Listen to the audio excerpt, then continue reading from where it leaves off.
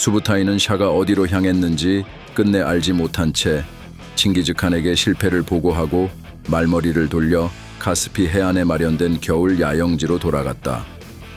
카스피 해의 섬에 숨어 있던 샤는 죽음의 고비를 맞이하고 있었다. 바닷바람이 얼어붙은 피부를 파고들 때마다 샤는 한 걸음 한 걸음 무너져 내렸다. 그가 간신히 피신했던 카스피 해의 외딴 섬은 마치 잔혹한 감옥처럼 그를 가두었다. 황량한 해안가를 몇 번이나 맴돌았지만 그 어디에도 구원의 배가 떠오를 기미는 보이지 않았다. 온몸이 굳어갈수록 샤의 가슴 속에는 옛 왕국에 대한 회한과 쓰디쓴 불안이 뒤엉켜 불길처럼 일었다. 한때는 위대한 통치자로 수많은 사람들의 경외와 존경을 받았던 자신이 이제는 이 황량한 모래밭 위에서 배고픔과 추위에 떨며 최후를 맞이한다는 사실을 받아들이기가 쉽지 않았다. 왜 이런 곳에서 샤는 이미 다 식어버린 두 손으로 모래를 움켜쥐었다. 그러나 손가락 사이로 빠져나가는 건 모래 알갱이뿐. 그의 곁을 지켜줄 이는 아무도 없었다. 지평선 너머로 차가운 바다가 잔잔히 일렁일 뿐 구조선도 몽골군도 왕국의 백성도 누구 하나 그를 찾는 이는 없었다. 굶주림이 극에 달해 잠시 환영이라도 보일까 애써 눈을 감아봤지만 그의 앞에 펼쳐지는 것은 끊임없는 공포와 허무뿐이었다. 왕으로 불렸던 지난날의 영광은 머릿속을 스치듯 사라지고 지금 남은 것은 오로지 얼어붙은 바다와 끝없는 고독뿐이었다. 그는 묻는다. 내가 무엇을 잘못했단 말인가? 허공에 흩어지는 질문에는 대답이 없었다. 강대한 몽골군도 부귀영화를 누리던 왕국도 이제는 그 어떤 의미도 남기지 못한 채 퇴색해버린 과거의 그림자였을 뿐이다. 결국 샤는 마지막 남은 온기로 자신을 감싸 안으며 차가운 모래바닥에 몸을 기댔다. 이미 떨림조차 잦아든 몸은 바람에 따라 흔들리는 갈대처럼 연약해 보였다. 깨달음처럼 잦아든 절망 속에서 그는 조용히 마지막 숨을 내쉬었다. 아무런 칼날의 위협도 없었고 적의 함성도 울려 퍼지지 않았다. 그저 미지근한 해조음과 쓸쓸한 바람만이 그의 최후를 지켜볼 뿐이었다. 그리고 그렇게 한때 위대한 왕이었던 샤는 아무것도 남기지 못한 채 한점 바닷바람에 쓰러졌다. 샤의 죽음과 함께 호라즘 왕국은 멸망에 이르렀다. 수부타이는 샤의 죽음을 확인한 뒤 곧바로 칭기즈칸의 장막으로 돌아왔다. 황량한 초원을 관통해 달리는 동안 그의 머릿속에는 끝없이 이어지는 전투와 원정의 기억이 어지럽게 떠올랐다. 새벽을 알리는 서늘한 바람이 살갗을 파고들 때 마침내 그는 칸이 머무는 장막 앞에 도착했다. 장막 내부로 들어서자 고요한 공기 속에서도 칭기즈칸의 존재감이 강렬히 전해졌다. 칸은 수부타이를 보자말자 천천히 자리에서 일어섰다. 그의 눈빛은 예리했고 목소리는 낮지만 위엄으로 가득했다. 수부타이, 너는 늘 내 신뢰를 저버리지 않았다. 칭기즈칸의 옆에는 제베를 비롯한 몽골의 명장들이 몇 명 더 서 있었다. 그 중에는 허리춤에 긴 사브르를 찬 장수도 있었고 투구를 손에 쥔 채 데칸의 말에 집중하는 이도 있었다. 모두 숨을 죽인 채 수부타이가 전할 소식을 기다리고 있었다. 수부타이는 칸의 발 아래 무릎을 꿇고 보고를 마쳤다. 샤는 이제 더 이상 우리 앞을 가로막지 못합니다. 명하신 대로 목숨을 거두었음을 확인했습니다. 그는 눈을 들어 칸을 바라보았다. 그 순간 칭기즈칸의 눈에 고요한 기쁨과 차가운 결심이 동시에 번졌다. 좋다. 이제 다음 단계로 나아가야 하네. 칸은 잠시 침묵한 뒤 주변을 둘러봤다. 데칸의 시선이 제베와 수부타이에게 옮겨가자 장막 안의 공기가 긴장으로 일렁였다. 카스피 해로 돌아간다면 무엇을 발견할 수 있을 것 같으냐? 수부타이는 단 한치의 망설임도 없이 답했다. 카스피 해 넘어 킵차크라 불리는 땅이 있습니다. 그곳에는 밝은 머리를 지닌 부족들이 산다 합니다. 잘만 접근한다면 그 넓은 영토가 우리의 새로운 기회가 될 것입니다. 칭기즈칸의 입술이 살짝 올라갔다. 그것은 즐거움이라기보다 또 다른 계산이 깃든 표정이었다. 좋다. 수부타이, 너와 제베가 이만의 군사를 거느리고 가라. 킵차크 땅이 우리의 동맹이든 적이든 반드시 그 실체를 알아내야 한다. 하지만 명심하라. 3년 안에 돌아오지 못한다면 너희를 기다리는 것은 오직 죽음뿐이다. 장막 속에 묘한 긴장감이 흘렀다. 이윽고카는 명령이 끝났음을 알리는 듯 손짓을 했고 수부타이와 제베는 명령을 받들기 위해 장막을 나섰다. 그날 밤 출정에 앞서 각 장수들은 무기와 군량, 말들을 점검하며 분주히 움직였다. 반면 수부타이는 조용히 바깥 장막에 홀로 앉아 있었다. 장막을 열면 끝없이 펼쳐진 초원의 밤하늘이 펼쳐졌고 그곳에 걸린 별빛들은 차갑고도 날카롭게 빛났다. 문득 그는 금나라를 정벌하던 시절을 떠올렸다. 한때 자신도 자그마한 기병대의 일원이었으나 이제는 제국의 앞날을 좌우할 만한 원정대를 이끄는 입장이 되었다. 무거운 책임감이 어깨를 짓눌렀지만 동시에 칭기즈칸의 굳은 신뢰가 가슴속에 불을 지폈다. 킵차크라. 수부타이는 낮에 칸 앞에서 했던 말을 되새겼다. 사실 그 땅에 대해 아는 정보는 극히 적었다. 그저 몇몇 상인들의 이야기 혹은 흘러들어온 전설이 전부였다. 그러나 이상하게도 가슴 한구석에서는 뜨거운 열망이 피어올랐다. 끝없는 초원을 달려 새 땅을 개척하고 미지의 세계를 정복하는 일, 그것이야말로 몽골의 전색에 주어진 숙명이었다. 그때 밖에서 말발굽 소리가 들렸다. 장막을 젖히고 들어온 이는 제베였다. 그의 표정 또한 복잡해 보였다. 제베는 수부타이 앞에 조용히 앉았다. 내일이면 출발이군. 제베가 먼저 입을 열었다. 그의 목소리에는 결의와 함께 묘한 긴장감이 배어 있었다. 새롭게 떠나는 길이니 누구도 이 원정의 끝이 어떻게 될지 장담할 수 없었다. 적을 만나도 두려워하지 말아야 한다. 우리는 데칸의 명령을 수행하는 것이다.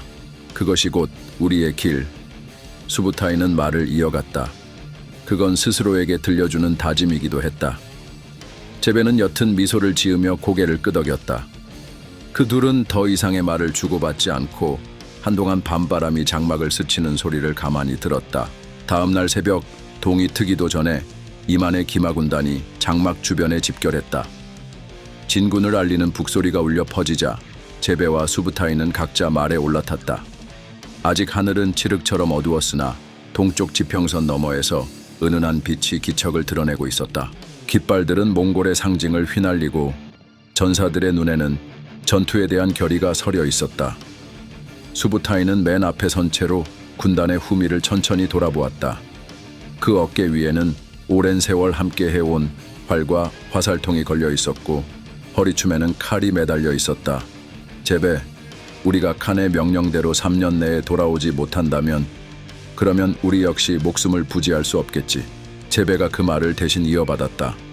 수부타이는 굳게 입을 다문 채 앞으로 시선을 돌렸다. 길은 머나먼 서쪽으로 이어져 있었다. 칭기즈칸의 명령은 간단하지만 무거웠다. 3년 안에 킵차크 땅을 탐색하고 반드시 귀환하라. 그 사이 어떤 위험과 마주칠지는 아무도 알 수 없었다. 하지만 그들에게 물러설 길은 없다. 수부타이는 말고삐를 당겨 먼저 서쪽으로 나아갔다. 뒤이어 제베와 수많은 기마병이 발굽 소리를 울리며 그 뒤를 따랐다. 점점 밝아오는 동틀 무렵 대열은 길게 늘어서 초원 위를 뒤덮었다. 말들의 숨소리와 전사들의 함성, 군기를 타고 흐르는 바람 소리까지 모두 마치 하나의 흐름처럼 이어져 갔다. 그렇게 시작된 원정은 비록 언제 다시 돌아올 수 있을지 불확실했으나 모두의 가슴 속엔 칭기즈칸의 명령에 대한 충성이 불타올랐다. 3년 안에 돌아오지 못하면 죽는다는 엄중한 경고가 등 뒤를 꾹 누르고 있었지만 수부타이와 제베는 흔들리지 않았다. 그들은 불안과 기대를 함께 안고 킵차크를 향해 나아갔다. 그리고 그날 새벽 초원의 바람은 이전과는 다른 기운으로 무리들을 감싸고 있었다. 칸의 명령을 가슴에 품은 채 말굽으로 대지를 울리는 그 순간 역사는 또 한 번 거대한 물줄기를 타고 흘러가기 시작했다. 아득한 설원에서부터 불어온 칼바람이 도시의 지붕들을 검은 구름 아래로 몰아넣고 있었다. 차가운 눈보라를 헤치고 마침내 타브리츠의 성문 앞에 모습을 드러낸 사람은 몽골의 전설적인 장수 수부타이. 그는 칼날같이 서린 눈매로 하얀 눈 위에 발자국을 남기며 서서히 도시를 굽어보았다. 수부타이가 북쪽 길을 택했던 것은 단지 야영지의 편애 때문이 아니었다. 카스피 해안을 스치는 차가운 바람은 그의 귀에 낯선 목소리를 실어 나르는 듯했고 초원의 끝자락에서 웅장하게 솟아오르는 산맥은 자연스럽게 그를 타브리츠로 이끌었다. 그와 함께 길을 달려온 군사들은 이미 거친 원정에 익숙했지만 그들 역시 이곳에 극심한 추위와 높은 고도에 지쳐 있었다. 불어난 군마의 입김은 안개처럼 낮게 깔렸고 시린 바람 소리 사이로 군사들의 거친 숨소리만이 들렸다. 얼마 지나지 않아 타브리츠에 입성한 군사들은 건조한 먼지를 온몸에 뒤집어 쓴 채로 재빨리 주변을 경계했다. 재화가 풍부한 도시답게 시장 한가운데에는 빛나는 은과 진귀한 옷감이 잔뜩 실린 상자들이 서 있었다. 그러나 상인들은 날카로운 눈빛을 가진 이들 침략자에게 가까이 다가서지 못했다. 도시 한복판을 뒤덮은 침묵은 금빛 눈동자를 지닌 수부타이를 향한 공포와 경계에서 비롯된 것이었다. 마치 바람 한 점조차 숨죽이고 있는 듯한 분위기 속에서 수부타이는 느릿하게 입술을 열었다. 총독을 데려와라. 차가운 명령이 떨어지자 군사들은 그림자처럼 흩어져 사방으로 움직였다. 곧 노쇠한 모습의 총독이 끌려 나와 도시 한가운데에 무릎을 꿇었다. 그의 몸은 떨리고 있었지만 시선 한켠엔 품위를 지키고자 하는 의지가 역력했다. 수부타이는 말없이 총독을 내려다보았다. 그리고 마치 시간조차 얼어붙은 듯한 침묵이 짙게 깔렸다. 주변에 있던 몽골 병사들은 슬쩍 칼자루에 손을 올려 긴장감을 더욱 고조시켰다. 타브리츠는 번영한 도시로 알고 있다. 그 번영을 유지하려면 무엇을 해야 하는지 알겠지. 총독은 입을 굳게 다물고 있었다. 그러나 그의 미세한 눈동자의 흔들림은 이미 수부타이 앞에 무력함을 감추지 못하고 있었다. 수부타이는 그 사실을 놓치지 않았다. 전쟁을 통해 수없이 봐왔던 폭력과 설득 사이에서 고민하는 자들의 표정이 그 얼굴 위에 그대로 드러나 있었다. 버티다 못한 총독이 마침내 낮은 목소리로 입을 열었다. 원하시는 것이 은과 옷감이라면 기꺼이 내놓겠습니다. 다만 부디 도시를 불태우지는 말아 주십시오. 이곳은 이미 전쟁의 상처로 물들어 있으니. 수부타이는 흐릿한 미소를 지었다. 그는 고개를 살짝 돌려 호위하는 군사들과 도시를 둘러보았다. 이 도시에 세우며 있는 풍요로움과 고풍스러운 건물들, 바람에 흩날리는 이국적인 향신료의 냄새, 이 모든 것이 전부 자신 앞에 놓인 전리품이나 다름없었다. 타브리츠를 불태우는 일은 나 또한 달갑지 않다. 그러나 약속을 어기면 너의 도시를 삼키는 불이 어떤 모습일지 보게 될 것이다. 수부타이는 여유롭게 몸을 일으키며 총독의 떨리는 눈동자를 똑바로 마주했다. 마치 이 순간이 사소한 농담이라도 되는 듯이 그는 단 한마디의 협박도 더하지 않고 뒤돌았다. 단지 어떤 말보다도 강한 무언의 압박을 등 뒤에 남겨두었을 뿐이었다. 그가 걸음을 옮기자 주변에 서 있던 군사들도 일제히 뒤따랐다.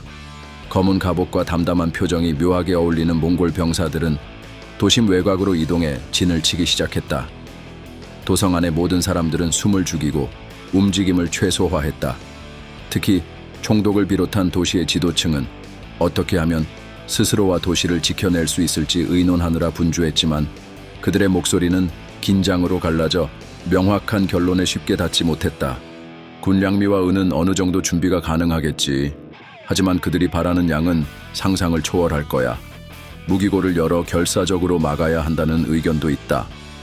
그러다 도시가 불타면 외곽 초소부터 이미 몽골 군사가 지키고 있는데 우리가 뭘 할 수 있겠나. 회의장은 공포에 찬 발언들로 가득 찼다. 그러면서도 한편에선 살아남기 위한 몸부림이 느껴졌다. 성 바깥의 몽골 진영, 북풍이 휘몰아치는 텐트들 사이로 커다란 화로가 놓여 있었다. 수부타이는 화로 가까이에서 몸을 녹이고 있었다. 먼 옛날 푸른 초원에서 함께 사냥을 즐기던 전우들, 수많은 전투 끝에 잃어버린 병사들의 얼굴이 묘하게 아른거렸다. 그럼에도 그의 감정은 쉽게 흔들리지 않았다. 머릿속에는 이미 다음 전투와 다음 공략지가 그려지고 있었을 뿐이다. 그가 전장의 모습을 드러낸 곳은 언제나 무너지고 그곳엔 새로운 권위가 세워졌다. 그리고 이번에는 타브리츠가 그의 승전보에 추가될 차례였다. 어두운 밤하늘에 달이 희미하게 얼굴을 비칠 때 도시 성벽 위에는 횃불이 드문드문 빛을 뿌리고 있었다. 성문 안쪽으로는 다급하게 움직이는 그림자들과 군마의 울음소리가 가늘게 울렸다. 구독과 좋아요 꾹